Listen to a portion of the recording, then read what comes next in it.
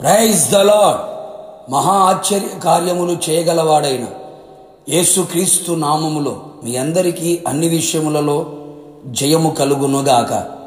ఈ దినపు యేసయ్య జీవపు మాట సామెతల పుస్తకం 13వ అధ్యాయం 18వ వాక్య భాగం.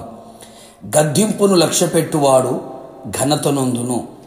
యేసయ్యను ప్రేమించుచు ఆయన అడుగు జాడలలో నడుచుచు ఆయన వలె మారాలని, ఆయనతో కూడా యుగయుగములు నిలిచి ఉండాలని ఆశతో ఆసక్తితో ఆత్మీయ యాత్రలో కొనసాగుచున్న నా దేవుని పరిశుద్ధ దైవ జనాంగమా, ఈ పరలోక పొర ప్రయాణములో ఆత్మీయంగా బలపరచబడుచు, ఆత్మలో వర్ధిలుచు, అన్ని విషయములలో సౌఖ్యముగా కనబడుచు, సంఘములో సమాజములో అన్ని రంగములలో ఘనతాస్పదముగాను మనము నిలిచి ఉండునట్లు యేసయ్య గద్దింపును, దైవజనుల గద్దింపును, పెద్దల గద్దింపును లక్ష్యపెట్టువారమై ఉండవలెను.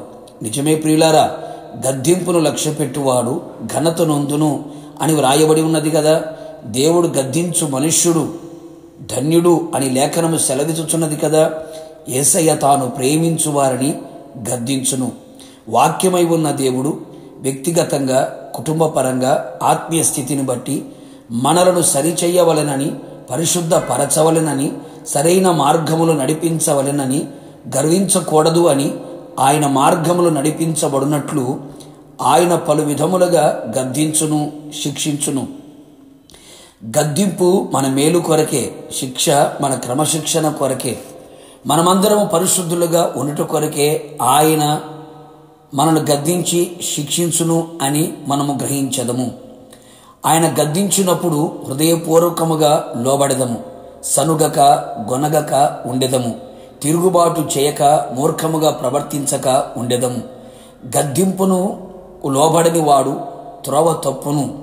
ఎన్నిసార్లు గద్దించినను లోబడిన వాడు హఠాత్తుగా నాశనమగును అని లేఖనములు గద్దించుచున్నవి కదా. గద్దింపు మనకు జ్ఞానమును కలుగు చేయును. పాటలు వినుట కంటే జ్ఞానుల గద్దింపు వినుట మేలు అని వ్రాయబడి ఉన్నది కదా. నీతిమంతులు నన్ను గద్దించుట నాకు తైలాభిషేకము, నేను అట్టి అభిషేకమును త్రేసి వేయకుండా ఉందునుగాక అని భక్తుడు సెలవిచ్చెను. అందుకే అతన్ని దేవుడు ఉన్నతముగా గణపరచెను కదా. అవును ప్రియులారా, దేవుడు దైవజనుడు మనల్ని గద్దించినప్పుడు విసుగక ఉందము, లోబడి ఉందము. మన మేలు కొరకే, మన మంచి కొరకే ఆయన మనలను గద్దించును కదా. తృణీకరించక అంగీకరించదము. దేవుని చేత, దేవుని ప్రతినిధుల చేత అన్ని విధములుగా గద్దించబడి, హెచ్చరించబడి, శిక్షింపబడిన వారందరూ వారి ఆత్మీయతను స్థిరపరచుకొని ఆశీర్వాదకరముగా, ఘనత నొందిన వారిగా, అనేకులకు మాదిరికరముగా సంఘములో సమాజములో వారు కనబడుచు ఉన్నారు. అనేకులు సంఘములో ప్రేమను మాత్రమే కోరుకుందురు, గద్దింపును కూడా కోరుకొనేదము. గద్దించేవాడు నీకు దొరుకుట నీకు భాగ్యముగా భావించాలి. ప్రేమించేవాడి కన్నా గద్దించేవాడే మిన్న అనే సంగతి గ్రహించు. ఒకటి వాస్తవం, నీవు దేవుని గద్దింపునకు లోబడి హృదయపూర్వకముగా అంగీకరించగలిగితే నీ ఘనతను పొందనివ్వకుండా అడ్డుగా ఉన్న ప్రతి వ్యతిరేకతను నా యేసయ్య గద్దించును, నిన్ను గణపరచును, రాకడ కొరకు నేను సిద్ధపరచును. ప్రార్థన. మహోన్నతుడా, మహాగణుడా, మహోన్నతమైన స్థలములో నివసించు నా యేసయ్య, నీ పరిశుద్ధమైన పాదములకి స్తోత్రములు. మీరు గద్దించు మనుష్యుడు ధన్యుడు అని, గద్దింపును లక్ష్యపెట్టువాడు ఘనత నొందును అని ప్రభా మీ వాక్కుల ద్వారా మాకు తెలియపరిచారు.